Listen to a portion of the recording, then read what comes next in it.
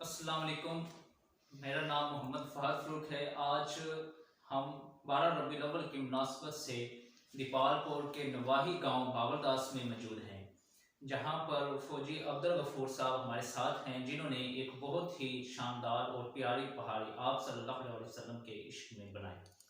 تو آج ہم ان سے سوال جواب کریں گے، اس کے بارے میں آپ کو مکمل انشاءاللہ انفارمیشن یہاں ملے گی۔ تو آئیے ہم ان سے پوچھتے ہیں، آپ کو اس چیز کا ذوق، اس کا شوق کب پیدا ہوا کہ اس طرح کا ایک ماضی کا ماحول کے مطابق آپ بناتے ہیں؟ کس طرح آپ کا یہ شوق اور ذوق پیدا ہوا کہ اس طرح لوگوں کے سامنے اس کو پریزنٹ کرنا چاہیے؟ بیٹا اصل میں بات یہ ہے کہ آپ کو پتہ ہے کہ میں نے آرمی میں ملازمت کی ہے، تو میں نے تقریباً سارا پاکستان گھوم کے آیا ہوں۔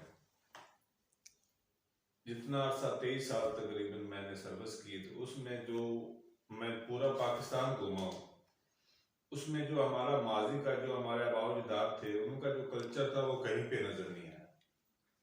تو میں نے سوچا کہ یار جو میری ینگ جنریشن ہے، ان کو دکھاتے ہیں کہ یار ہمارے جو بزرگ تھے ان کا رہنا سہنا کیسا تھا، وہ کیسے زندگی بسر کرتے تھے، یا وہ جس لحاظ سے بھی دیکھ لیں بھی، اگر وہ پردے کا حساب تھا تو وہ کس طرح پردہ کرتے تھے، یا کینوس کا جو مسئلہ تھا وہ کس طرح سفر کرتے تھے، پیدل کرتے تھے، گھوڑوں پہ، یا تانگا گاڑی ہوتی تھی جو میں نے بنائی بھی، آپ نے دکھائی ہوگی۔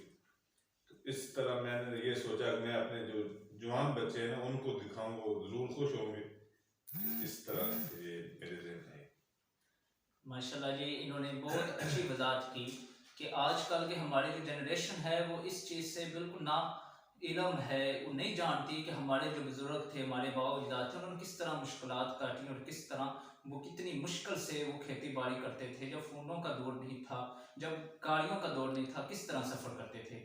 تو ایک شاعر نے اس کو بڑے خوبصورت اور پیارے انداز میں لکھا ہے کہ یاد ماضی عذاب ہے یارب، چھین لے مجھ سے حافظہ میرا۔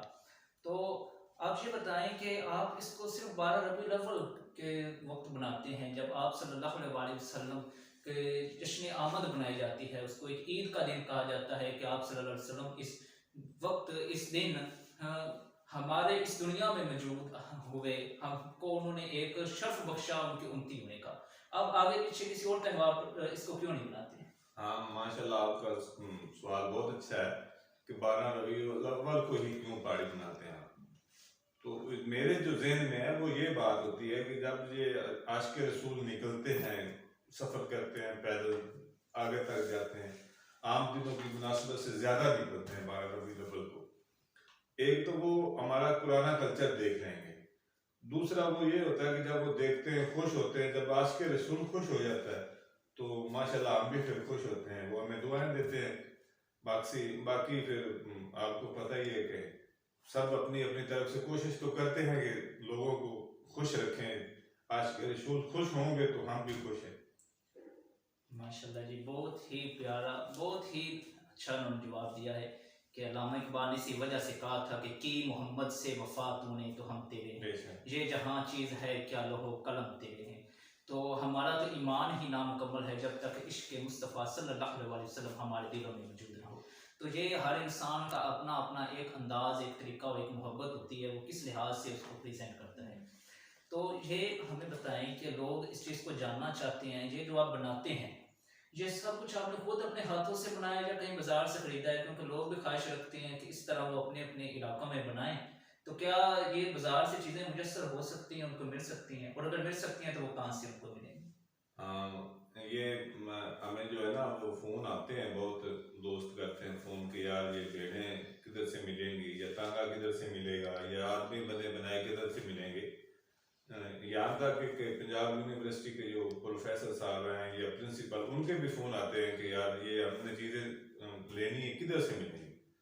تو میں دوستوں کو بتانا چاہتا ہوں کہ یہ چیزیں بازار سے ملتی ہوں گی، لیکن اس طرح کی نہیں ملتی جس طرح میں نے بنائی ہے۔ میں نے مٹی کی بنائی، خود بنائی، تو یہ اگر آپ نے لینی ہے تو پھر خود محنت کرنی پڑے گی، بازار سے نہیں ملتی۔ یہ جتنی بھی چیزیں آپ نے دیکھی ہیں یہ سب ہم نے اپنے ہاتھوں سے بنائی۔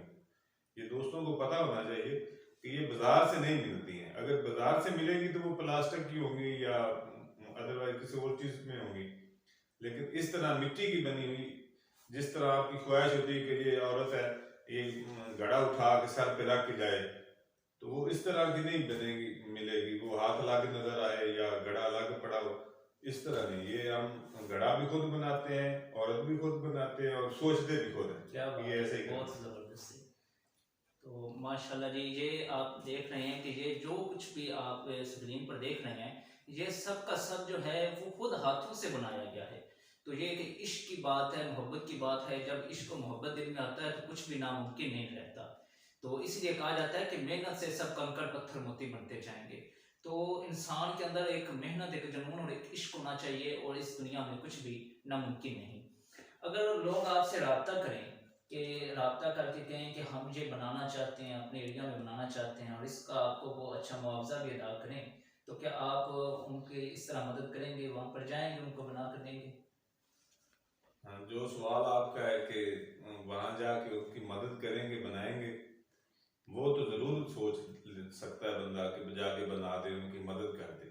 لیکن کوئی اگر یہ سوچے کہ ہم پیسوں کی عوض لے کے آئیں گے، تو اس طرح نہیں. ہاں کسی یونیورسٹی میں، کالج میں کوئی اس طرح کا فنکشن ہوتا ہے، یا کہیں بھی انٹرٹینمنٹ جو جسے کہتے ہیں، کہ صرف آمدن نہیں ہو اس میں، صرف کسی کو خوش کرنے کے لیے ہو، اس میں ہم جو ہے نا بلا معاوضہ جانے کے لیے تیار ہیں. لیکن کوئی اگر یہ کہے کہ وہ ہمیں لے جائے اور ادھر معاوضہ لے لوگوں سے، تو پھر ہم دیں اس کا. تو جو اصل مقصد جو ہے نا میرا، وہ یہی ہے کہ جو بچے ہیں نا تقریباً 80-20 کے، ان کو پتہ نہیں کہ ہمارا جو ماضی تھا، جو ہمارے آباء و اجداد تھے، وہ کیسے رہتے تھے. ان کے کہتے ہیں نا کہ مکان کچے تھے، ایمان پکے تھے. مسجدیں کچی تھی، ایمان پکے تھے. تو ہمارے جو بے شک جو غریب تھے، وہ کم آمدن رکھتے تھے، لیکن وہ اصل میں بہت کچھ رکھتے تھے. بالکل. تو میرا مقصد یہی ہے کہ جس طرح میں نے پہلے بھی کہا کہ یونیورسٹی میں یا کالج میں کوئی فنکشن ہو بچوں کے لیے، کہ جو بچوں کو پتہ چلے کہ ہمارا ماضی کیا تھا، ہمارے آباء و اجداد نے زندگیاں کیسے گزاری، ہمارا جب وطن آزاد ہوا تو ہم کس طرح رہ رہے تھے.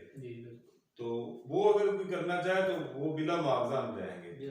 اگر کوئی اس طرح کی نیت رکھے کہ ہم جائیں گے ادھر یہ پہاڑی بنائیں گے، ادھر سے کوئی آمدن کو وصول کرے گا، تو پھر ہم نہیں جائیں گے. ہم بلا معاوضہ جائیں گے، اس شرط پہ کہ وہ بھی بلا معاوضہ ہو. اگر وہ پیسے لے اور ہمیں بلائے تو ہم نہیں آئیں گے. جی ماشاءاللہ، آپ نے سنا ہے، بہت ہی خوبصورت خیالات ہیں. کہتے ہیں کہ انسان اگر کسی ترقی پر کرنا چاہتا ہے، کسی مقام پر جانا چاہتا ہے، تو اس کے پیچھے ایک نظریہ ہونا چاہیے. ان کے پیچھے جو نظریہ ہے وہ بہت ہی پیارا ہے. ہم اگر اپنے ماضی کو بھول جائیں گے تو ہم دوبارہ سے وہی غلطیاں دہرائیں گے جو کبھی ماضی میں دہرائی تھی. جب تک ہمارے نوجوان نہیں سمجھیں گے کہ وہ کیا تھے، ان کا کردار کیسا تھا، ان کا گفتار کیسا تھا، وہ نہیں سمجھ پائیں گے، اپنی ثقافت کو بھول جائیں گے، اور اپنی ثقافت سے ہٹیں گے تو تباہی کے دہانے پر آ کھڑے ہوں گے. تو اسی لیے ہمارے جو شاعر ہیں، مشرقی شاعر علامہ اقبال جن کو کہا جاتا ہے، انہوں نے بھی اپنی ساری زندگی اسی بات پر زور لگایا کہ بھی دیکھو تم ماضی میں کیا تھے اور اب تم کیا ہو گئے ہو. تو انہوں نے بہت سارے اشعار پر بھی اس چیز پر لکھے تھے. انہوں نے کہا تھا کہ تجھ کو نسبت اپنے آبا سے ہو نہیں سکتی، کہ تو گفتار وہ کردار، کہ تو صرف باتوں میں بیان کرتا ہے اور وہ کردار سے پہچانے جاتے تھے. تو ہم کو اپنے آباء و اجداد کے نقشے پر چلنا چاہیے. تو ہم کو اس چیز کی بہت خوشی ہے فوجی عبدالغفور صاحب کہ آپ نے ہم کو اپنا قیمتی وقت ہمارے لیے نکالا، اور ہمارے لیے نہیں صرف بلکہ لوگوں کو بھی اس چیز کو آپ آگاہ کر رہے ہیں، دکھانا چاہتے ہیں. آنے والی جو نئی نسل ہے اس کو آپ ایک تصویری شکل میں بیان کر رہے ہیں کہ آپ دیکھیے کہ ہمارا یہ ماضی رہا ہے. تو آپ کی یہ جو کوشش ہے یہ بہت ہی شاندار ہے. ہم کو ایک پاکستانی ہونے پر اس چیز کی بہت خوشی ہے، اور آپ سے مل کر ہم کو بہت اچھا لگا. ہم مجھے دعا گو ہیں کہ آپ مزید آگے اس میں اور ترقی کریں، اور اسی طرح ہم کو جو ہے ایک یاد جو ہے ماضی اس میں مبتلا رکھیں.